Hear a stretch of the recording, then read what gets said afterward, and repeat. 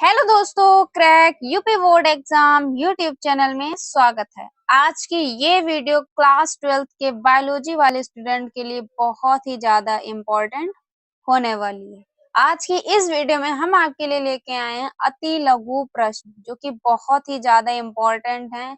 ये अति लघु प्रश्न आपकी पूरी बुक के मोस्ट इम्पोर्टेंट क्वेश्चन है, तो इन क्वेश्चंस को आपको छोड़ना नहीं है।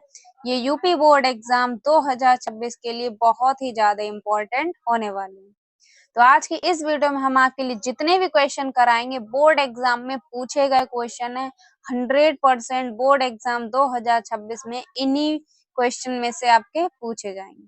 तो चलिए बिना देरी करे वीडियो को स्टार्ट करते हैं। वीडियो को अगर पहली बार देख रहे हो तो जल्दी से चैनल को सब्सक्राइब कर लीजिए और वीडियो को लाइक कीजिए। तो सबसे पहला क्वेश्चन आपसे पूछ लिया जाता है, ये पूछा गया 2025 में, ये पूछा गया क्वेश्चन है। ठीक है, इस टाइप का क्वेश्चन बन जाता है। पहला क्वेश्चन है क्लाइन फिल्टर एवं टर्नर सिंड्रोम में गुणों की संख्या लिखिए। ये क्वेश्चन बोर्ड एग्जाम में पूछा ही जाता है, मोस्ट इम्पोर्टेंट क्वेश्चन है।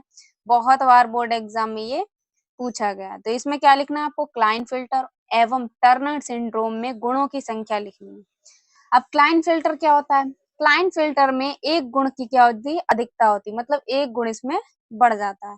और टर्नर सिंड्रोम में एक गुण की कमी हो जाती है। बस इतना आपको समझना है। क्लाइन फिल्टर में एक गुण क्या हो जाता है, बढ़ जाता है। और टर्नर सिंड्रोम में एक गुण की कमी हो जाती है। नॉर्मली गुण कितने होते हैं, 46 होते हैं। ठीक है, तो एक गुण इसमें बढ़ गया क्लाइन फिल्टर में, तो कितने हो गए, 47 हो गए।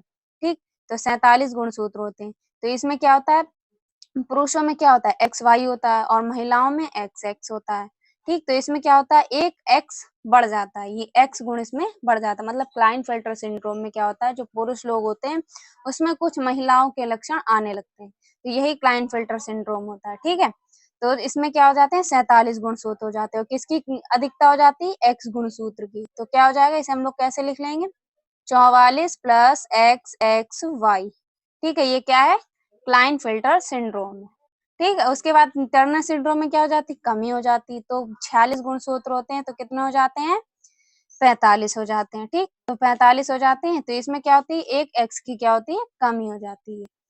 तो कैसे लिखेंगे इसे, 45 44 प्लस एक्स। ठीक, मतलब एक कमी हो गई तो 45 लिख दिया। इसे लिखेंगे कैसे, 44 प्लस एक्स। ठीक है, तो ये आपका क्लाइन फिल्टर एवं टर्नर सिंड्रोम की संख्या। बोर्ड एग्जाम में ये पूछा ही जाता है, इंपॉर्टेंट क्वेश्चन। उसके बाद दूसरा क्वेश्चन है, नर जर्म कोशिकाएं किस विभाजन द्वारा शुक्राणुओं का निर्माण करती हैं। जो नर जर्म कोशिकाएं होती हैं वो किस विभाजन द्वारा शुक्राणुओं का निर्माण करती हैं। ये 1 नंबर में पूछा गया क्वेश्चन है। तो किसके विभाजन द्वारा करती हैं, समसूत्री विभाजन द्वारा। ठीक है, याद रखिएगा ये सारे क्वेश्चन मोस्ट इंपॉर्टेंट है। कॉपी पेन लेके बैठ जाइए, इन सारे क्वेश्चंस को नोट कर लीजिए। ये क्वेश्चन आपके 1 नंबर में पूछे जाते हैं। इससे एमसीक्यू क्वेश्चन भी बन सकता है, 1 नंबर में आपके पूछ भी लिए जाते हैं। ठीक है, तो इनको नोट कर लीजिए। वरना तो आपको अगर इसकी पीडीएफ चाहिए तो टेलीग्राम चैनल जाकर आप ज्वाइन कर लीजिए, लिंक डिस्क्रिप्शन बॉक्स में डाल देंगे। ये पीडीएफ आपको वहां बिल्कुल फ्री मिल जाएगी। ठीक है, तो जाकर ज्वाइन कर लीजिए। उसके बाद तीसरा क्वेश्चन है, परागकण मात्र कोशिका में गुणसूत्रों की संख्या क्या होती है। जो परागकण होती है उसमें मात्र कोशिकाएं जो होती है उसकी गुणसूत्रों की संख्या क्या होती है। तो क्या होती है, 2n। 2n मतलब द्विगुणित होती है। परागकण मात्र कोशिकाओं में गुणसूत्रों की संख्या कितनी होती है, द्विगुणित होती है। याद रखिएगा, परागकण मात्र कोशिकाओं में गुणसूत्रों की संख्या द्विगुणित होती है। ये आपसे ऐसे ही पूछ लिया जाएगा और एमसीक्यू में भी पूछ लिया जाएगा। आपको ऑप्शन दे देगा त्रिगुणित, द्विगुणित। ठीक है, तो इसमें आपको टिक करना होगा। तो क्या होगा, परागकण मात्र कोशिकाओं में गुणसूत्रों की संख्या द्विगुणित होती है। उसके बाद है क्वेश्चन नंबर 4। क्वेश्चन नंबर 4 है, उस एंजाइम का नाम लिखिए जो डीएनए अणु को खंडों में तोड़ देता है। ये क्वेश्चन बहुत ही ज्यादा इंपॉर्टेंट है, वेरी वेरी इंपॉर्टेंट है। ये बोर्ड एग्जाम में पूछ लिया जाता है, मोस्ट इम्पॉर्टेंट है। ठीक है, तो कौन सा है जो डीएनए अणु को खंडों में तोड़ देता है। आंसर है प्रतिबंधन एंडोन्यूक्लियस एंजाइम। कौन सा एंजाइम है, प्रतिबंधन एंडोन्यूक्लियस एंजाइम। ये क्या करता है, ये डीएनए के अणुओं को खंडों में तोड़ देता है। ठीक है, ये एक तो क्वेश्चन आपसे ये भी पूछ लिया जाता है, एक पूछ लिया जाता है कि जो डीएन मतलब उस एंजाइम का नाम लिखिए जो डीएनए अणुओं को खंड क्या करता है, जोड़ देता है। इसमें तोड़ने की बात, ये तो कौन तोड़ता है, कौन सा एंजाइम तोड़ता है, प्रतिबंधन एंडोन्यूक्लियस एंजाइम। और जोड़ता कौन है डीएनए के अणुओं को, लाइगेज। कौन जोड़ता है, लाइगेज। तो आपको दोनों याद होना चाहिए, तोड़ता कौन है, प्रतिबंधन एंडोन्यूक्लियस एंजाइम, और जोड़ता कौन है, लाइगेज। ये दोनों क्वेश्चन आपसे बन सकते हैं, या तो आपसे तोड़ने वाला पूछ लेगा या तो जोड़ने वाला पूछ लेगा, ठीक है। और इसी प्रतिबंधन एंडोन्यूक्लियस एंजाइम को ही हम लोग क्या बोलते हैं, आणविक कैंची बोलते हैं। क्या बोलते हैं, आणविक कैंची, ठीक है। याद रखिएगा, अगर आपको ऑप्शन में आणविक कैंची मिल जाए तो आपको आणविक कैंची टिक कर देना। प्रतिबंधन एंडोन्यूक्लियस एंजाइम को ही हम लोग आणविक कैंची कहते हैं। ये क्या करता है, ये भी डीएनए के अणुओं को खंडों में तोड़ देता है, ठीक है। तो याद रखिएगा, बहुत ही ज्यादा इंपॉर्टेंट, या तो आपसे जोड़ने वाला पूछ लेगा या तो तोड़ने वाला पूछ लेगा। उसके बाद है क्वेश्चन नंबर 5। क्वेश्चन नंबर 5 है, वीटी जीव विष किस जीवाणु द्वारा उत्पादित होता है। मतलब जो वीटी है, वीटी जीव विष किस जीवाणु द्वारा उत्पादित होता है। तो किस विषाणु द्वारा उत्पादित होता है, बैसिलस थ्यूरिन जीएस, बैसिलस थ्यूरिन जीएस, ठीक है। उसके बाद है क्वेश्चन नंबर 6, लीडिंग कोशिकाएं द्वारा संश्लेषित व स्रावित वृषण हार्मोन्स का नाम लिखिए। मतलब जो लीडिंग कोशिकाओं द्वारा संश्लेषित व स्रावित जो हार्मोन वृषण हार्मोन्स है उसका नाम लिखना है। तो कौन सा है, टेस्टोस्टेरोन। क्या होगा इसका नाम, टेस्टोस्टेरोन, ठीक है। उसके बाद है क्वेश्चन नंबर 7, विडाल टेस्ट किस बीमारी के निदान में उपयोग किया जाता है। जो विडाल टेस्ट है वो किस बीमारी के निदान में उपयोग किया जाता है। तो किस बीमारी के निदान में, टाइफाइड। ये क्वेश्चन बहुत ही ज्यादा इंपॉर्टेंट है, ये क्वेश्चन आपके एमसीक्यू में भी पूछा गया था, ठीक है। तो 1 नंबर वाले क्वेश्चन ऐसे हैं आपके एमसीक्यू में ही बन जाते हैं और आपसे पूछ भी लिए जाते हैं, डायरेक्ट आंसर भी पूछ लिया जाता है, ठीक है। तो ये क्वेश्चन अगर आप तैयार कर लेते तो यहाँ से आपके 10 से 12 क्वेश्चन छप जाएंगे, क्योंकि 6 आपके एमसीक्यू क्वेश्चन आते हैं, 6 आपको लिखने के लिए क्वेश्चन आते हैं 1-1 नंबर वाले, ठीक है। तो यहाँ से आपके 10 से 12 नंबर पक्के हो जाएंगे। अब जैसे ये क्वेश्चन नंबर 7 है कि विडाल टेस्ट किस बीमारी के निदान में उपयोग किया जाता है, टाइफाइड, ठीक है। ऐसे ही आपको ये क्वेश्चन लिख देगा, 4 ऑप्शन दे देगा, विडाल टेस्ट किस बीमारी के निदान में उपयोग किया जाता है, 4 ऑप्शन दे देंगे, उसमें आपको सही टिक करना है, ठीक है। तो ऐसे ही पूछा जाएगा, नॉर्मली भी पूछ लिया जाएगा। उसके बाद है क्वेश्चन नंबर 8, आईयूडी का पूरा नाम लिखिए। आपसे फुल फॉर्म पूछ ली जाती है बोर्ड एग्जाम में, 1 नंबर या 2 नंबर में पूछी ही जाती है, और 100% एक फुल फॉर्म आपके बोर्ड एग्जाम में छपे ही छपे, और हर एक सेट में, ठीक है। 7 सेट होते हैं, तो 7 सेट में एक फुल फॉर्म आपको मिलेगी। तो फुल फॉर्म आप पूरी बुक की पढ़ लीजिए, हमने पूरी बुक की फुल फॉर्म वाली वीडियो डाल दी, आप लिंक डिस्क्रिप्शन बॉक्स में जाकर सारी फुल फॉर्म को याद कर लीजिए, ठीक है। तो क्वेश्चन नंबर 8 है, आईयूडी का पूरा नाम। आईयूडी का पूरा नाम क्या है, इंट्रा यूटेराइन डिवाइस। अब बहुत से बच्चे सोच रहे हैं कि आपने ये इंग्लिश में लिखा है, क्या हम बोर्ड एग्जाम में इंग्लिश में लिख सकते हैं, लिख सकते हैं। आईयूडी का पूरा नाम जब इंग्लिश में पूछ रहे हैं तो मतलब इंग्लिश में लिख सकते हैं, ठीक है, इंट्रा यूटेराइन डिवाइस। तो इंग्लिश में लिख देंगे, आपको फुल मार्क्स मिलेंगे, ठीक है। इंग्लिश में आप लिख सकते हैं, आपको पूरे नंबर मिलेंगे, ठीक। तो 8 नंबर पे क्या पूछा, आईयूडी का पूरा नाम, इंट्रा यूटेराइन डिवाइस। सारी फुल फॉर्म तैयार कर लीजिए, उसकी हमने वीडियो बनाकर डाल दी है, क्योंकि फुल फॉर्म भी आपके 2 से 3 नंबर कंप्लीट करवाएंगे, तो जाकर तैयार कर लीजिए। पूरी बुक की आपके ज्यादा से ज्यादा 15 से 16 फुल फॉर्म होंगी टोटल, तो 15 से 16 फुल फॉर्म आपको याद करने में ज्यादा से ज्यादा 15 से 20 मिनट समय लगेगा, ठीक है। तो जाकर उसे देख लीजिए। इसके बाद है क्वेश्चन नंबर 9। क्वेश्चन नंबर 9 है आपका, जैव विविधता क्षति के कोई 2 कारण लिखिए।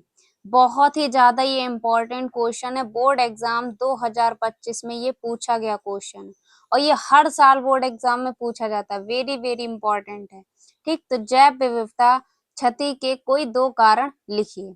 2 कारण आपको लिखना है, आवासीय हानि और प्रजातियों का अत्यधिक दोहन। ये क्या है, जैव विविधता के क्षति के कारण, ठीक। तो आपको कोई 2 कारण लिखने हैं और 1 नंबर आपका कंप्लीट हो जाए। कभी कभी 2 नंबर में भी आपको दे दिया जाता है, ठीक है। तो ये क्वेश्चन बहुत ही ज्यादा इंपॉर्टेंट है, लगातार बोर्ड एग्जाम में ये क्वेश्चन पूछा गया है। उसके बाद है क्वेश्चन नंबर 10। क्वेश्चन नंबर 10 है, दो आभासी फलों के नाम लिखिए। दो आभासी फलों के आपको नाम लिखने हैं। तो कौन कौन से आभासी फल हैं? काजू, सेब और नाशपाती। हमने 3 लिख दिए, तो आप कोई 2 याद करके लिख दीजिएगा। ठीक है, काजू होता है, सेब होता है और नाशपाती होता है। ये तीनों फल कैसे होते हैं? आभासी फल होते हैं। ठीक है, उसके बाद है क्वेश्चन नंबर 11। क्वेश्चन नंबर 11 है आपका, जलीय परागण करने वाले किन्हीं दो पौधों के नाम लिखिए। बहुत ही ज्यादा इंपॉर्टेंट ये क्वेश्चन है, बोर्ड एग्जाम में पूछ लिया जाता है।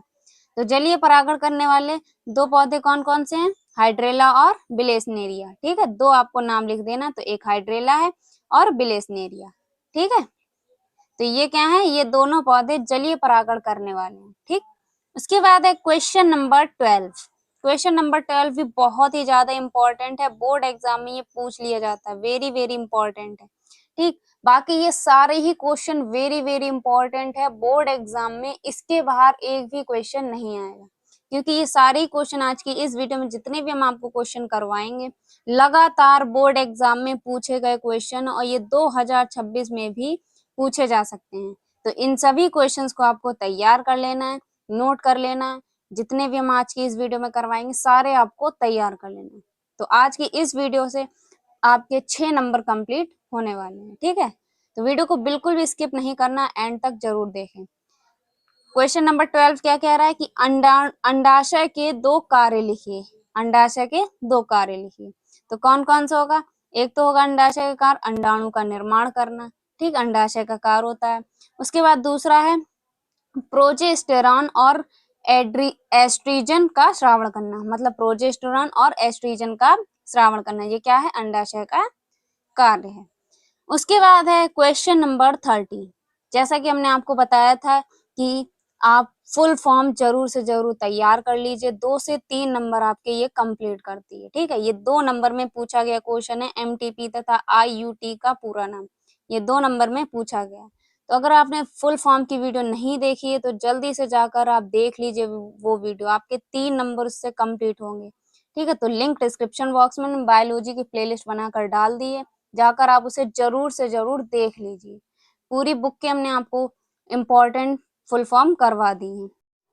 तो क्वेश्चन नंबर 13 क्या कह रहा है कि एमटीपी तथा आईयूटी का पूरा नाम लिखिए। ठीक है, तो एमटीपी का पूरा नाम क्या होगा? Medical termination of pregnancy. ये क्या है? एमटीपी का पूरा नाम।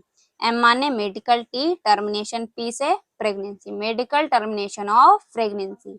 ठीक है, उसके बाद आईयूटी का पूरा नाम इंट्रा यूटेराइन ट्रांसफर होगा। ठीक है, यहाँ पे ट्रांसफर होगा, यहाँ पे डी हो गया, यहाँ पे आईयूडी की फुल फॉर्म लिख गई है, बट आईयूटी का पूछा गया तो इंट्रा यूटेराइन ट्रांसफर। अगर आईयूडी की पूछी जाए तो डिवाइस होगी।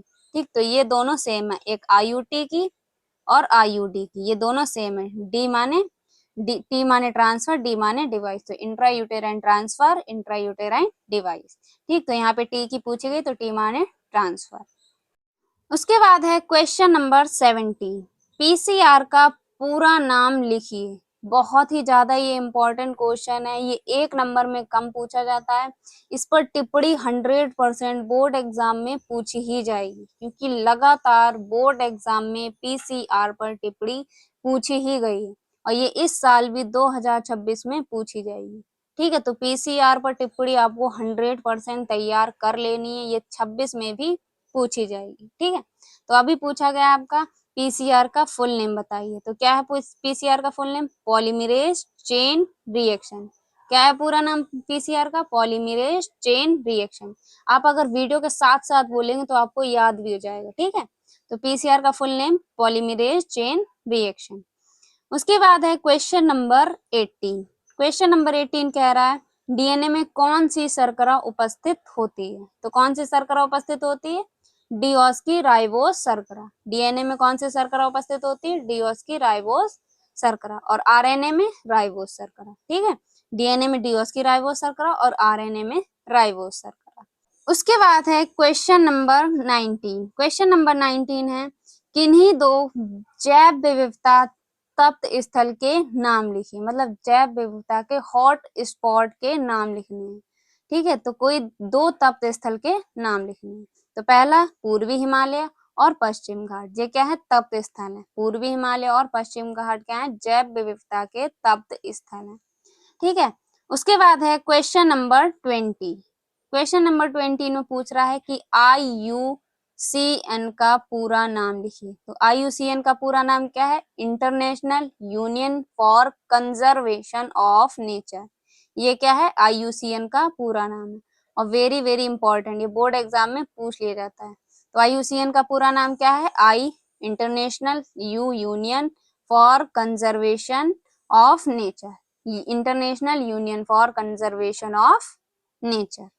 ठीक है। उसके बाद है क्वेश्चन नंबर 21 और लास्ट क्वेश्चन है, मलेरिया रोग का संचरण किस जीव के कारण होता है? मलेरिया रोग होता है वो किस जीव के कारण होता है?